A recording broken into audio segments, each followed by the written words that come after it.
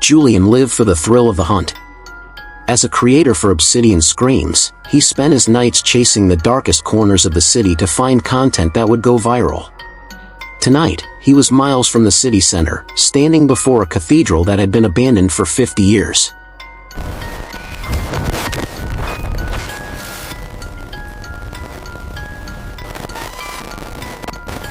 The building looked like a jagged tooth against the dark sky.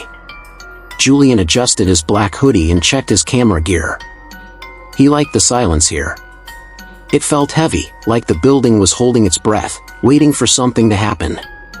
He pushed the heavy wooden doors open. Inside, dust danced in the beam of his flashlight. He walked toward the altar, his white sneakers silent against the cold stone floor. There, resting on the velvet cloth, was a book. It didn't look like paper. It felt like cold, cured leather, but the texture was too smooth, too soft. When he touched it, a shiver raced down his spine. He opened it to the very last page. The writing was jagged and fresh. She is coming back to the city tonight. Look for the woman who doesn't cast a shadow. Julian laughed, but it sounded hollow. He tucked the book into his hoodie pocket and walked back to his car. The drive home felt strange. He stopped at a gas station to buy a drink, trying to shake the feeling of being watched. When he walked back to his car, he froze. A black vintage car was parked right behind him. It had no license plate. As Julian started his engine, the car followed. He took sharp turns and hit 80 on the highway, but the headlights behind him didn't get any smaller. They stayed glued to his bumper like two glowing white eyes. He finally reached his apartment complex. The lobby was empty. He stepped into the elevator, but as it rose, the lights flickered and died. He was plunged into pitch blackness. When the doors finally slid open, he saw a red envelope tucked into his door frame. Inside was a photograph of him, taken just hours ago, fast asleep in his own bed.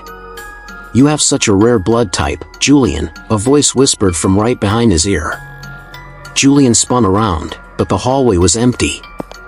He sprinted for the stairs. He could hear soft, rhythmic footsteps behind him, the click of heels on marble, steady and slow. She wasn't running. She didn't need to. He reached the roof and slammed the door, locking it with trembling hands. The woman stepped out from behind a water tank. She was dressed in a long, black trench coat. She took off her sunglasses, revealing eyes that glowed like burning orange coals. Julian looked at the ground beneath her. The moonlight was bright, but she cast no shadow. "Don't be afraid," she hissed, her jaw unhinging to reveal rows of needle-sharp teeth. "The city has been hungry for a long time. And tonight, you are the answer." Julian backed away, his heels hitting the edge of the roof. He looked down at the 100-story drop, then back at the creature. He realized there was no escape. He reached into his pocket to grab his phone, hoping to at least record the truth, but his fingers met the cold skin of the diary instead. The book began to glow with a faint, sickly light. As the woman lunged, Julian didn't fall.